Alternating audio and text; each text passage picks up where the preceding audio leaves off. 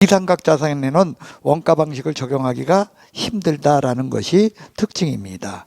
그 다음에 원가 방식은 그 바람에 시장성이 없어. 그 얘기는 뭐냐면 거래가 안 돼.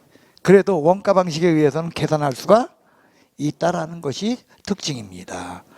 그 다음 매립지와 같은 어떤 거? 비삼각자산이라 할지라도 원가 방식을 적용할 수 있다. 이것이 감가상각과 감가수정의 차이이기도 해요. 감가수정을 하는 것이 원가 방식이죠. 그러니까 감가수정은 비삼각자산에 적용된다. 근데 감가상각은 비삼각자산에 적용되지 않는다. 그런 차이점이 있었습니다. 그 다음에 단점입니다. 예, 재생산이 불가능한 자산, 특히 대표적인 게 토지죠.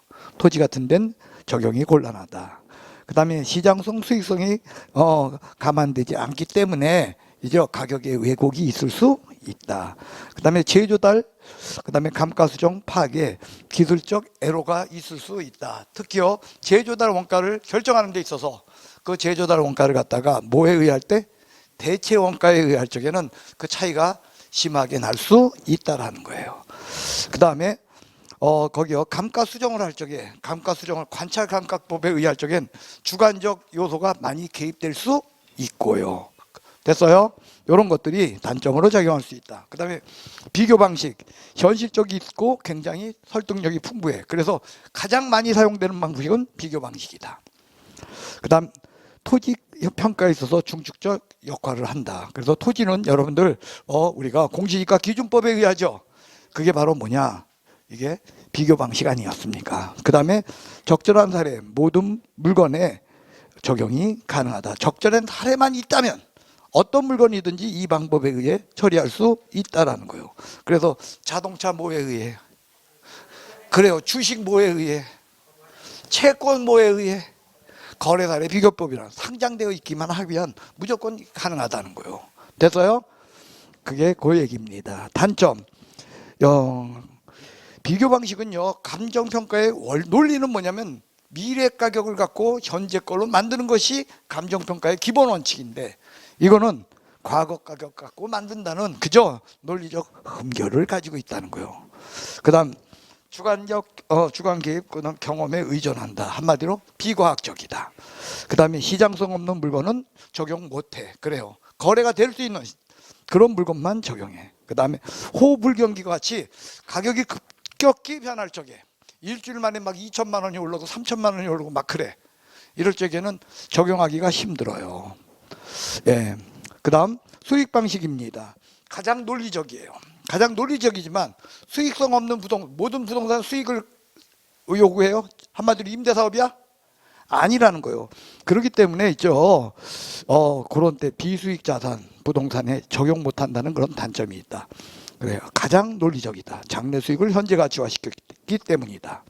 그 다음에 안정시장에서 가치가 굉장히 정확하게 나오게 된다. 그러나 불안정시장이라고 하면 순수익, 환원이율 이런 거 산정하는 게 너무 모호하고 애매해진다. 이런 것이 단점이다. 그 다음에 시상가액의 조정입니다. 시상가액은요 여러분들 우리가 그 전 페이지 49 테마 49를 보면요 맨 끝에 거기 뭐라면 시상가격 그 다음에 임료라 그랬죠. 그 얘기는 뭐냐면요 적산가격 그 다음에 비중가격 그리고 수익가격 얘가 시상가격이에요. 시상가격은 각각의 감정평가 방식에 의해서 결정한 가격 이걸 시상가격이라고 한다는 거예요. 자 한번 보겠습니다. 시상가격이란 대상 물건의 감정평가를 결정하기 위해서 어느 하나의 감정평가 방법에 의해서 산정된 가격 그러니까 뭐요? 적산가 그 다음 비중가 그 다음 수익가 이걸 이름하여 시상가다 이렇게 이야기한다는 거예요. 그 다음에 2번 감정평가 중 다른 한 가지 방식에 속하는 하나 이상의 감정평가 방법으로 산출한 시상가격과 비교하여 합리적인 검토를 요한다. 그게 시상가격의 조정입니다. 자 무슨 얘기냐면 원가 방식에 의한 원가법과 그 다음에 비교 방식에 의한 비중가격 그 다음에 수익 방식에 의한 수익가격이 다 일치해야 돼. 그죠? 물건의 가격을 정확하게 결정하려면 이 세 가지가 다 어떻게 해야 돼? 일치해야 되는데 반드시 일치한다, 일치하지 않는다. 그게 원칙이라는 거야. 일치하지 않는 게. 왜? 불안정 경쟁 시장이다 보니까. 그래서 얘네들을 적절히 어떻게 해야 된다? 적절히 조종해야 된다. 그게 시장가격의 조종이라는 거예요. 됐어요? 그래서 감정평가업자들은 시장가격에 합리성이 없다고 할 적엔 주된 방법에다가 다른 감정평가 방법을 어떻게 서로 무엇하여? 조정. 그걸 가로 열고 뭐라고 했나요? 산술 평균한다면 틀려요. 가중 평균한다는 거예요. 그러니까 주된 방법엔 가중치를 크게 두고, 그저 주되지 않은 방법은 가중치를 적게 두어 가지고 시장 가격을 조절한다는 거예요. 돼서요? 그다음 여기에 보면 이런 게 있어요. 공시지가 기준법과, 그죠? 그 밖에 비교 방식에 속한 감정평가 방법. 그게 바로 뭐요? 거래사례 비교법이요. 거래사례 비교법에 의한 거하고 공시지가 기준법에 의해서 나온 가격은 같은 가격으로 본다, 다른 가격으로 본다. 다른 가격으로 본다, 즉 시장 가격을 조정할 수 있다라는 거예요. 돼서요, 구별해서 확인해 주시길 바라겠습니다. 그 다음에 시장 가격을 조정하는 자료에는 세 가지가 있다. 확인 자료, 요인 자료, 사례 자료. 그래서 얘네들을 막 뒤바꿔 쓰기도 해요. 그래서 이런 거예요. 가치 형성 요인, 지역 요인, 개별 요인에 의한 것을 사례 자료라고 이야기한다. OX. 요인 자료야. 가치 형성 요인, 지역 요인, 개별 요인 아니야. 요인 자료예요. 됐어요? 그 다음에 물건, 권리, 태양 등 이런 것들에 대한 자료. 이걸 뭐다? 확인 자료. 그 다음에 과거에 거래했던 사례. 이것들을 사례 자료 해서 세 가지 자료에 대한 것을 뒤집어 놓고 막 쓸 적에 틀려야 된다, 맞춰야 된다. 맞춰야 됩니다. 그 다음. 자, 문제 풀이하도록 하겠습니다. 시장가격의 조정에 관한 설명입니다. 옳은 것은. 자, 1번. 부동산 가치는 삼면 등가성의 원칙에 의해서 어느 방식으로 평가해도 가치가 동일하게 나오기 때문에 조정 과정이 필요 없다. 조정 필요하다. 반드시 일치하지 않기 때문에 조정 과정이 필요하다. 2번. 시장가치의 조정은 감정평가 상방식에 의한 산출한 시장가격을 산술평균한다. 가중평균한다. 가중평균한다. 3번. 시장가격의 조정은 평가 시 사용된 자료의 양, 정확성, 적정성 이런 것들을 고려해서 각각 가중치를 두어서 가치를 결정하는 것이다. 3번. 맞네요. 4번 보겠습니다. 세 가지 평가 방식을 적용하여 각각 산출한 가치가 대상 물건의 최종 평가 가치다, 시상 가치에 불과하다. 시상 가치에 불과한 것이 최종 가치에 해당하는 것은 아니다. 그 다음 시상 가치의 조정에 의해서 사용되는 자료, 확인 자료에는 거래 사례, 임대 사례, 수익 사례 있다. 이건 사례 자료다, 아니면 확인 자료다. 확인 자료는 어떤 거죠? 예, 물건의 권리. 그죠? 그러니까 우리가 하면 이거 하잖아. 여러분들 그 경매할 적에 꼭 여러분들 앞으로 경매할 거야, 안 할 거야? 그리고 경매에서 누가 해달라고 하면 그거 해줄 거예요, 안 해줄 거예요? 해줄 거 아니요? 그죠? 그거 할 적에 보면은 권리 분석하고 물건 분석이 있어요. 두 가지가 있어요. 뭐요? 물건 분석. 물건 분석. 그래서 물건 분석은 뭐 하는 거예요? 이거는 학계론 하는 거야. 그 물건이 얼마나 가격이 나갈 수 있는가, 그 물건에 대해서 최유, 한마디로 지역 요인을 분석하고 뭐라고 해서 물건을 분석해 주는 거야. 그 다음에 권리, 물건 분석. 요건 뭐예요? 이건 권리 분석하는 거고, 요건 뭐 하는 거예요? 요건 공시법 하는 거야. 이건 공시법. 물건의 권리를 분석해 주는 거예요. 그래서 물건 분석은 누가 제일 잘해? 박기인. 예, 박기인 교수가 제일 잘하는 거예요. 이거 물건 분석에 대한 건. 여기에 대해서 물건 분석은 누가 제일 잘해? 예? 아니요, 저기요. 박종철. 공법 교수가 제일 잘하죠, 사실은. 이거 물건 분석은 공법 교수들이 제일 뛰어나요. 예, 그래서 결국 물건 가격을 분석해 주는 거야. 그러니까 여러분들은 앞으로 부동산에 대해서 뭐 물어볼 적에 어떻게 해야 돼요? 누가 물어보러 왔을 때 여러분들이 이걸 직접 해줄 생각해야 돼? 이분들한테 전화 걸어야 돼. 이분들한테 전화 거는 거예요, 여러분들은. 딴 거 아니야. 그래요. 그래서 이런 것들은요, 여기서 말하는 확인 자료예요. 됐어요? 예, 그래서 아까 본 사례 자료, 요인 자료, 그죠? 그리고 무슨 자료? 확인 자료. 요거 구별해 주시기 바랍니다. 그 다음은 2번입니다. 예, 감정평가에 관한 규칙 용어입니다. 옳은 것은 1번 기준 시점, 대상 물건의 감정평가에 결정이 되는 결정 후에 현장 조사를 완료한 날짜다, 아니면 가격 조사 완료일이다. 가격 조사 완료일, 현장 조사 완료일 X. 유사 지역입니다. 대상 부동산이 속한 지역이다, 속하지 않은 지역이다. 속한 지역 틀렸어요. 속한 지역은 뭐다? 인근 지역입니다. 인근 지역. 그래서 이걸 인근지로 고쳐야 맞는 얘기 되겠네요. 그 다음 3번입니다. 제조달 원가의 감가 수정에서 물건 가격을 결정합니다. 적산법이다, 원가법이다. 원가법입니다. 원가법 틀렸습니다. 그 다음에 수익분석법이란 대상 물건이 장래 산출될 것으로 기대되는 순수익, 미래의 현금으로 환원하거나 할인하여 대상 물건 가액을 결정한대. 가액을 결정하니까 수익분석법이다, 수익환원법이다. 수익분석법 X, 수익환원법입니다. 가치 형성료입니다. 그래요. 경제적 가치 아니면은 시장 가치. 경제적 가치 맞네요. 그래서 뭐가 있다? 일지계, 일지계. 일반 요인, 지역 요인, 개별 요인. 답은 5번이 되겠습니다. 그 다음에 3번. 거래 사례 비교법에 대한 내용입니다. 틀린 것은 시장성 원리에 의하다. 맞아요. 실증적이다. 그리고 설득력 풍부하다. 2번 아파트 등 매매가 빈번할 적에 굉장히 유용하다. 그래요. 시장성이 좋다는 거예요. 3번 시점 수정은 거래 사례 자료에 거래 사례 가격을 현재 시점 줄쳐놓으세요. 무조건 감정평가에서 현재 시점 나면 맞아 틀려? 뭘로 고쳐야 돼요? 기준 시점. 기준 시점. 현재 시점 X. 기준 시점. 현재 시점 못 잡아. 왜? 기껏 감정평가 했더니 현재가 어떻게 됐어? 과거가 돼버렸어요. 기준 시점. 4번 사례부동산은 기준 시점에 가까울수록 유용하다. 왜? 변동성이 적을 테니까.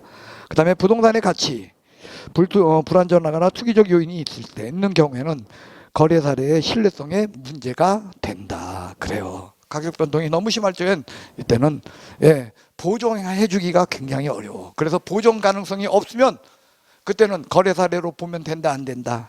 사례 부동산으로 취급하면 안 된다. 그 다음에 51번 감정평가 방식의 비교입니다. 원가법은 제조달 원가에서 감가수정액을 빼는 거죠. 그래서 제조달 원가, 거기 적혀 있는 게 제조달 원가의 종류입니다. 복제원가, 복조원가라고 하고, 그 다음에 대체원가, 대치원가라고도 한다. 그래서 복제원가는 물리적으로 똑같은 거, 그 다음에 대체원가는 효용적으로 똑같은 거. 그래가지고 복제원가는 굉장히 현실적이다. 여기에 대해서 대체원가는 뭐다? 이론적이다. 그리고 복제원가에 의할 적엔 감가 수정할 적에 기능적 감가를 해준다, 기능적 감가를 해주지 않는다. 해주지 않는다는 것이 특징이다. 대체원가에 의할 때. 왜? 기능적으로 동일해요. 효용에 착안해서 기능적으로 동일해. 그러니까 굳이 기능이 동일한데 기능적 감가를 해줄 필요가 없다라는 것이 특징이다라는 것이 대체원가의 얘기예요. 그래서 두 개를 비교했을 때 시험에서 맞춰야 돼요. 그 다음에 제조달 원가를 산정하는 방법, 직접법과 간접법이 있다. 그래서 직접법은 총가격을 산정하는 거다. 그래서 총가격 시멘트 얼마만큼 들었다, 철근 얼마 들었다, 유리창 얼마 들었다, 인건비 얼마 들었다, 합산. 그죠? 이런 것은 총이야. 거기서 부분별 단가는 바닥 얼마, 그죠? 천장 얼마, 그 다음에 벽 얼마, 이렇게 하는 거. 그 다음에 간접법은 남하고 비교하는 거예요. 남하고 옆에 있는 건물하고 비교하는 거예요. 그죠? 특히요, 여러분들 거기에 보면 단위 비교법은 뭐다? 제곱미터당 얼마. 우리 보통 이렇게 평당 얼마. 그죠? 보통 그렇게 하죠? 그 다음 감가 수정하는 방법, 내역연수법, 관찰감가법, 분해법, 시장추출법, 임대료 손실 환원법, 이런 것들이 감가 수정해주는 방법들이다. 이 중에서 여러분들 관찰감가법은 감가 수정에는 적용되나 감가상각에는 적용되지 않는다라는 거 기억하셔야 되고요. 이 중에 다수설은 내용연수법이다. 뭐라고요? 내용연수법은 세 가지가 있다. 정액법, 정률법, 상환기금법이 있는데 그 중에서 정액법이 다수설이다. 뭐가? 정액법. 이때 정액법, 정률법, 상환기금법에서 감가수정액의 크기는, 그죠? 거기 있어요. 율금을 놓고 꽉 잡으면 가운데서 액이 나온다. 그래서 감가수정액이 크면 그걸 빼주는 거 아니야. 제조단원가에서 감가수정을 뺀 거죠.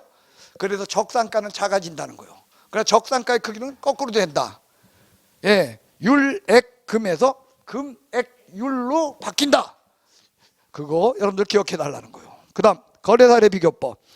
거래사례비교법은 사례부동산에다가 놓고 그 다음에 보정을 해준다 그랬어요. 뭐 사시지계, 사정보정한다, 시점 수정해준다, 그 다음에 지역요인을 비교한다, 개별요인을 본다. 돼서요, 이때 시점 수정을 할 적에 그 방법이 지역지수법, 변동률법 이런 것들이 있다. 그래서 지수법은 뭐요? 물가지수에 의하는 거야. 변동률은 뭐요? 5%씩 상승했다 하면 계속 그걸 복리로 곱해주는 거야. 돼서요, 자, 무슨 얘기인지 여기 보시오. 자, 이 건물은 2년 됐어요. 몇 년? 시점. 그럼 시점을 수정해야 된다는 거예요. 2년 전에 얼마에 거래됐냐? 5억에 거래됐어요. 근데 매년 가격이 5% 상승했어. 그럼 어떻게 돼야 돼요? 1년 동안 5%니까 5억 곱하기 얼마? 또 1년 동안 5% 상승하니까 이게 뭐다? 거기서 말하는 물가율 변동률법이야. 지수법은 뭐다? 물가지수가 나온다는 거예요. 그게 아니라 물가지수가, 자, 2년 전에 비하여 지금의 물가지수는 120이다. 그럼 얼마 곱하면 돼? 그냥 100분의 120 곱하면 된다. 이런 것이 지수법이다. 그게 시점 수정이다. 그 다음에 지역요인의 보정인데요. 지역요인은 고개 드시오. 예, 인근지일 땐 지역요인 보정 안 하고, 그죠? 유사지일 땐 지역요인을 보정한다. 그 다음에 개별요인입니다. 개별요인은요, 여러분들 종합식이 있고요. 그 다음에 평점법이 있다. 종합식은 그냥 일반적으로, 개별요인은 지역 사례부동산보다 대상부동산이 5% 우위다 하면 100분의 105 해주면 돼. 그죠? 사례부동산이 5% 우위다 하면 105분의 100 해주면 돼. 그죠? 그렇게 해주면 되는 것이, 그게 바로 뭐냐면은요, 종합식 비교야.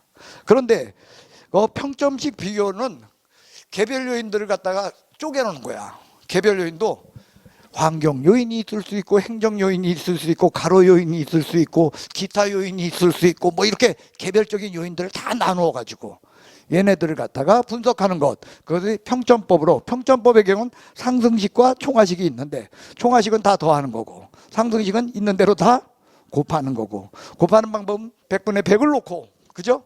100분의 100을 놓고 어떻게 해준다? 대사. 위에는 대, 밑에는 사. 예, 그 다음에 수익환원법입니다. 수익환원법의 분류는 할인연금수지 분석법과 전통적 소득 분석법이 있다. 예, 그래서요, 여러분들 수익환원법에 대한 것은요, 기본적으로 전통적인 소득 분석법은요, 이겁니다. 순수익을 가지고 어떻게 한다?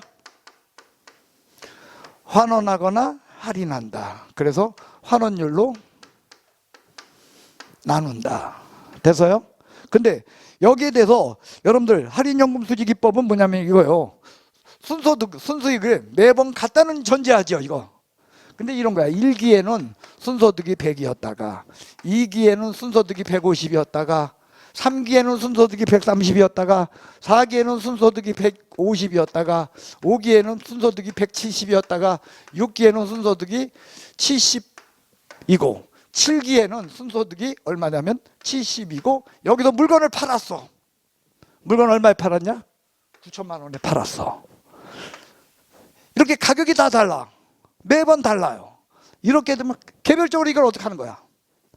1 플러스 R로 얘는 오늘 나누는 거고, 얘는 1 플러스 R에 제곱으로 나누고, 얘는 3승으로 나누고, 얘는 1 플러스 R에 5승, 얘는 6승, 7승, 그리고 얘는 1 플러스 R에 해가지고 얘네들 다 어떻게 해버려? 다 더하는 거예요. 이건 뭐다? 거기서 말하는 할인연금수지 기법이라는 거예요. 저게. 돼서요, 전통적 소득방 순수익을 환원율로 나누는 거야. 여기는 순수익이 다 어떻다고 보는 거야. 맥이 같다고 보니까 이게 통해요. 근데 맥이 같다 다를 수도 있어. 그러니까 저렇게 나눈다는 거예요. 그 다음 순수익의 산정 방법, 직접법, 간접법이 있다. 그 다음에 거기 보면 여러분들 잔여법에서 토지잔여법, 뭐 건물잔여법, 부동산잔여법에서 이런 건 순수익을 산정하는 방법이다. 그 다음에요, 환원 이유를 구하는 거, 그거 중요하다 그랬어요. 시장추출법, 환원율, 이 동네 수익률 얼마요? 해가지고 구하는 건 시장 추출법이야. 요소 구성법, 일종의 뭐라 그랬어요? 요구 수익률. 요자 들어가면 요구 수익률 기억하라는 거예요. 요소 구성법, 요구 수익률. 그래서 조성되어 있다. 뭘로? 예, 이거요. 저기 무위험률 플러스 위험률 플러스 인플레이션, 이렇게 요소로 구성되어 있다. 그래서 요소 구성법, 조성법이야. 그 다음에 투자결합법, 물리적 투자결합법, 금융적 투자결합법. 그 다음 저당지분 환원법 해가지고 엘우드법은요, 누구 중심의 지분 투자자. 세전연금 수지를 갖고 한다. 세후연금 수지를 갖고 한다. 예. 그 다음 부채감당률법. 부채감당률법은 누구 위주? 저당 투자자 위주이자. 그래서 저대부해준다. 저기 가는 저 큰 부자. 그 다음에 이거는요, 환원 이율을 구하는 방법이었는데 환원 방법은 별개라는 거예요. 환원하는 방법은 직접법과 간접법이 있어서, 간접법에는요 3가지가 있다. 연금법, 상환기금법, 그 다음 직선법. 그래서 직선법은 재투자를 가정하지 않는다.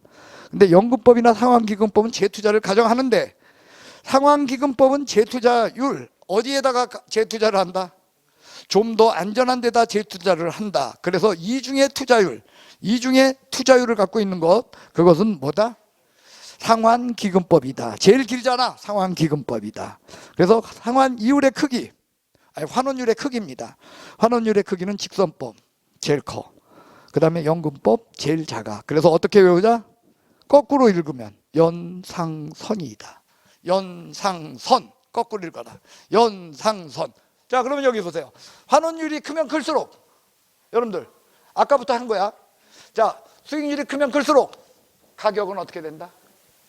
떨어진다. 됐어요? 환원율은 수익률이에요. 수익률이 크면 클수록 가격은 떨어져. 그래서 보세요. 여러분들 환원율이 클 적에 수익, 가격, 수익같이 가격이죠. 가격은 어떻게? 작아. 거꾸로 된다는 거. 뭐가 제일 커? 연상선 해가지고 환원율은 직선법이 제일 커. 됐어요? 연상선의 거꾸로 직선법이 제일 크다. 됐습니까? 예. 누가 제일 작아? 연. 근데 그 뒤에 있어. 뭐? 뒤에 직접법이 있어요. 직접법이 더 작아. 근데 직접법은 회수율이 존재하지 않고 연상선은 회수율이 있다. 이렇게 보고 있는 거예요. 자, 그 다음 합격 문제 보도록 하겠습니다.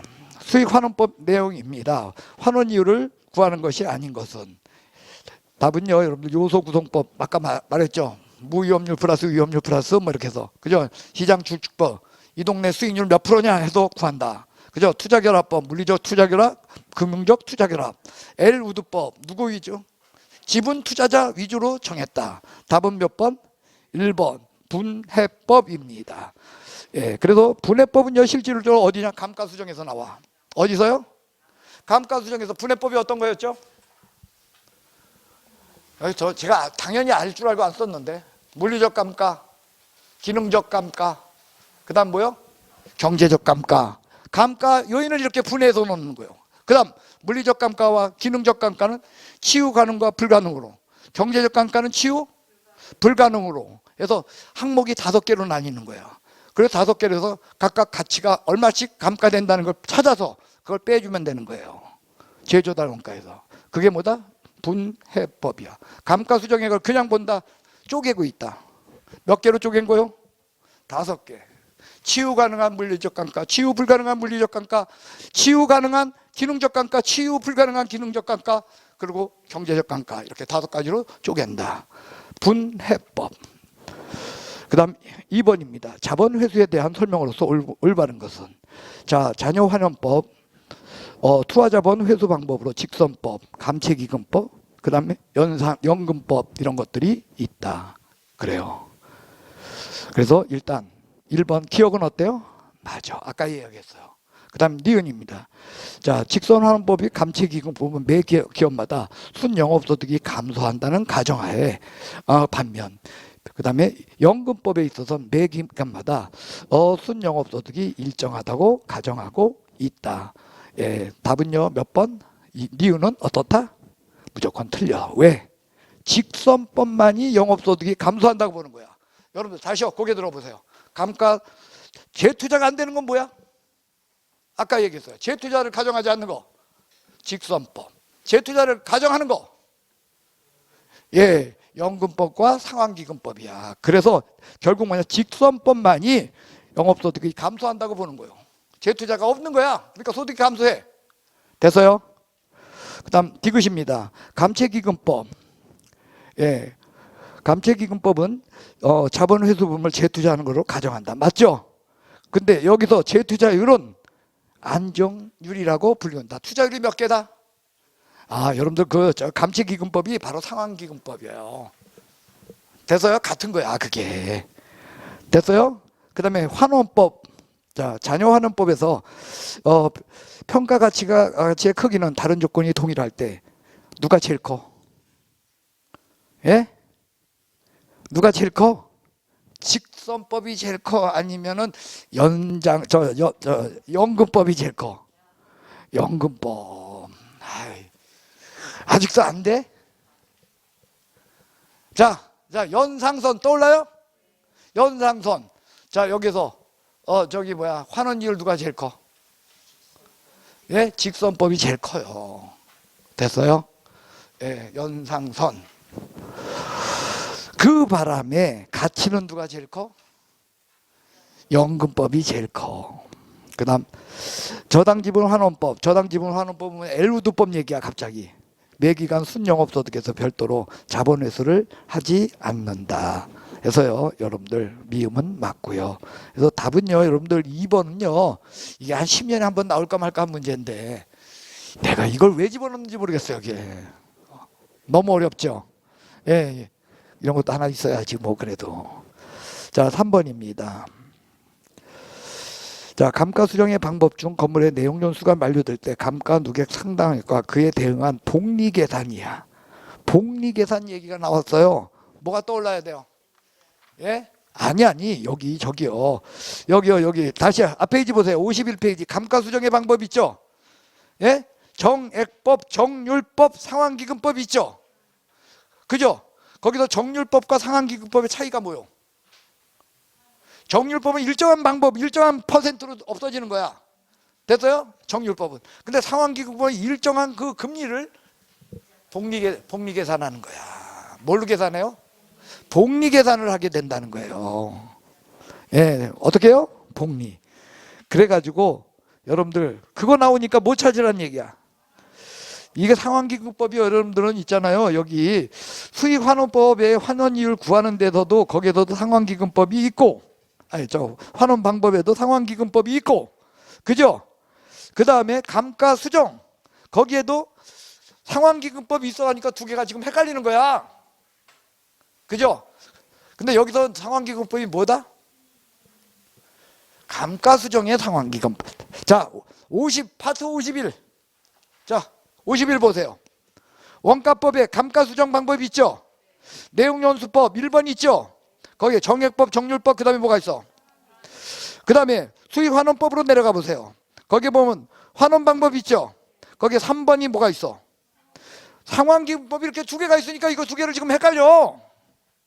상환기금법이 양쪽에 있다는 거예요. 됐어요? 그런데 지금 이 문제에 있어서는요, 요 밑에 환원 방법의 상환기금법이 아니라 위에 감가수정 방법의 상환기금법이에요. 다시 한번 보세요. 다시 한번. 감가수정에서라고 돼 있잖아. 문제 들쳤어요?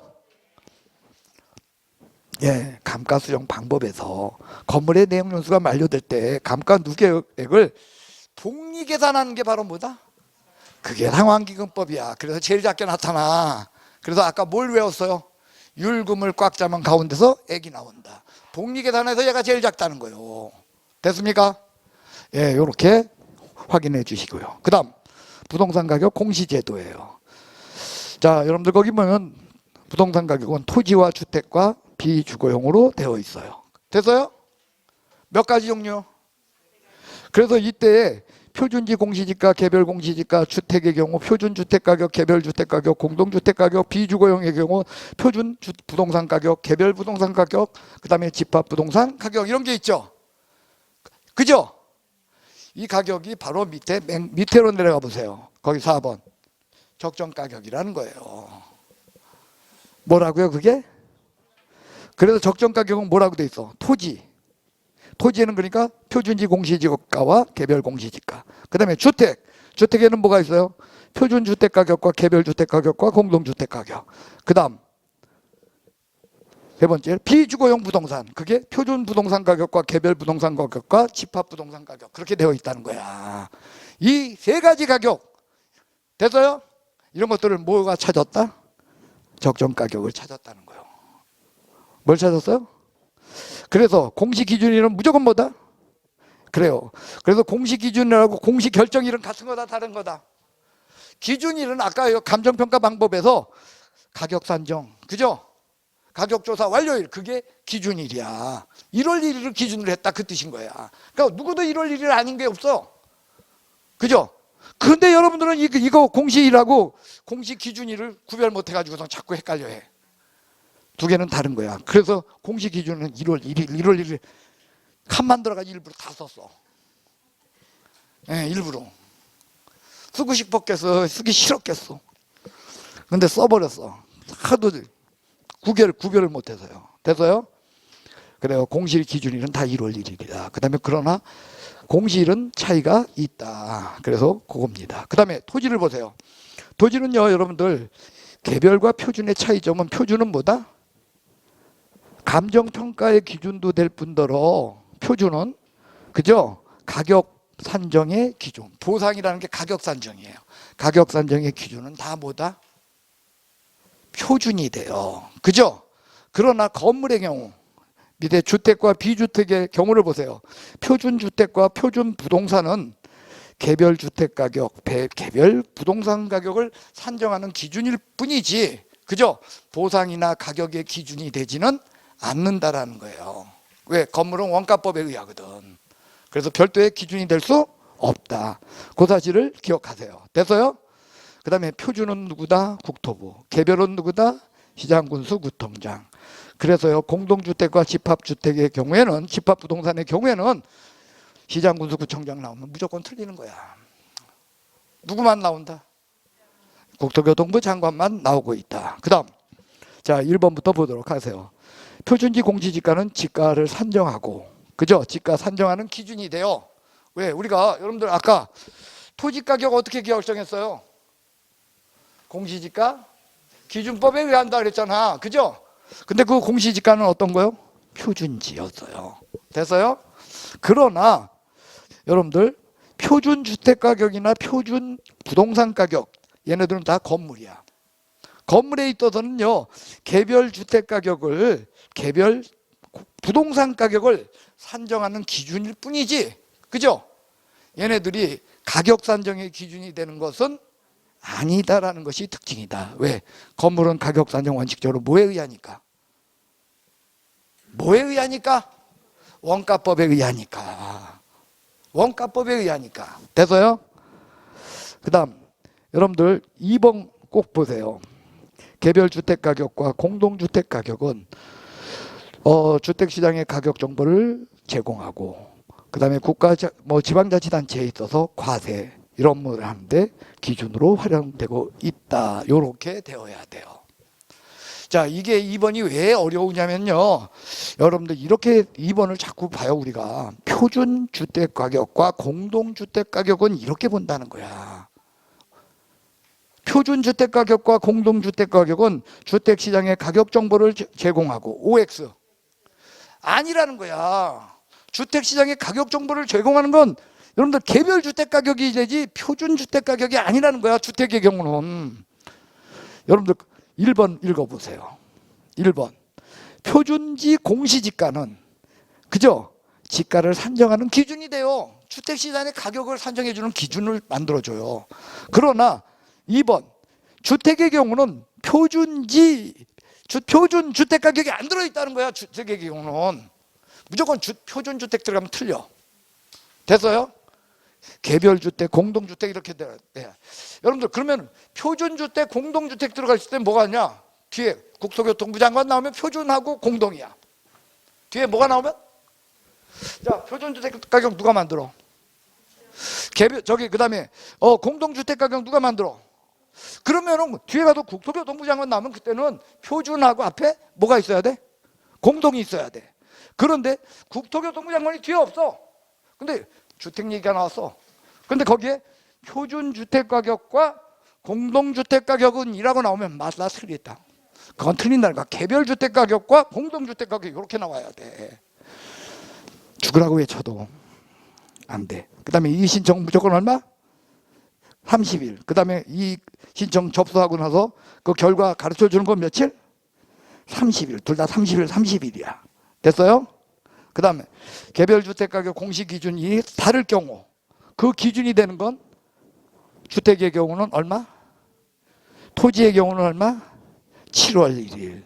그겁니다. 됐어요? 예. 그래서 6월 1일, 7월 1일 기억하자. 그 다음. 자, 문제 보도록 하겠습니다. 자, 부동산 가격 공시에 대한 설명으로 틀린 것은, 예. 자, 일단 답은 5번이래요.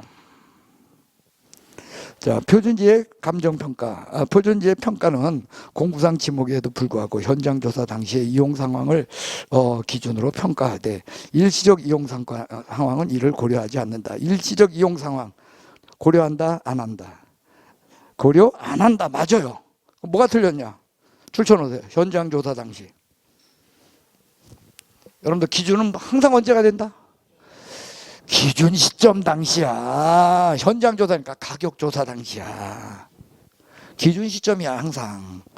답은 5번입니다. 됐어요? 예, 이런 게 여러분들 우리 놓치면 안 되는 거야. 기준 시점은 항상 언제다? 예, 근데 왜 거기 현장 조사 당시야? 시점은 언제다? 기준 시점. 그 다음 2번 보세요. 여러분들 2번 속이는 문제야. 1번도 속여요. 2번도 마찬가지고요. 여기는 다 속이는 문제가 나와. 공시 뭐라고 돼 있어? 여러분들 공시 주택가격 공시 가격이야? 지가야? 땅 가격이야? 무슨 가격? 땅 가격이야? 근데 4번을 읽어보세요. 맨 끝에 가서 뭐라고 나왔어? 개별 뭐? 주택이래. 시험 문제는 뭐라고 돼 있는데?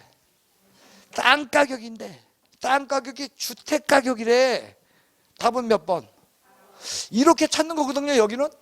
근데 여러분들 이걸 다 외워야 되는 줄 알아. 그러니까 환장하지 내가. 여러분들 머리 그렇게 좋아?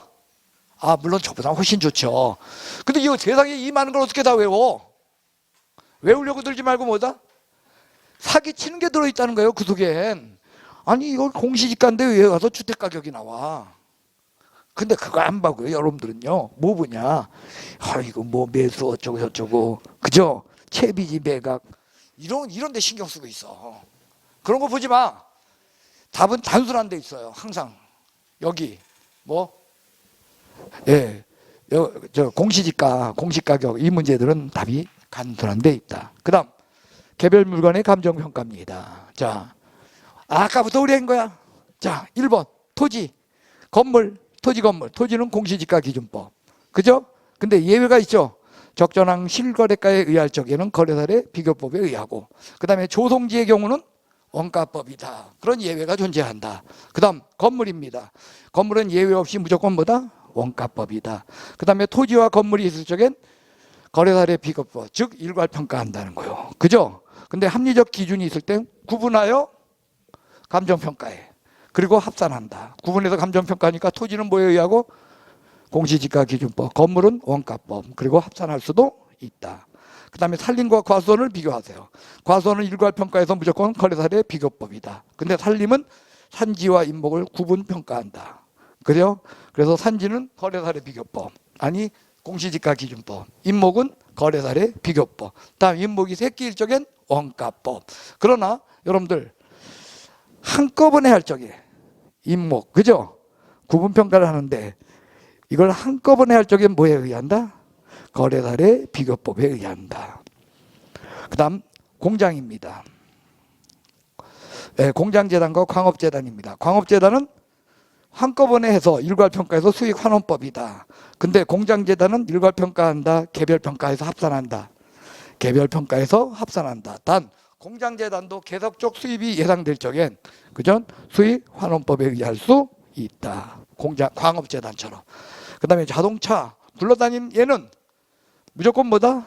거래사례 비교법. 여기에서 건설기계, 선박, 항공기 얘네들은 다 뭐다?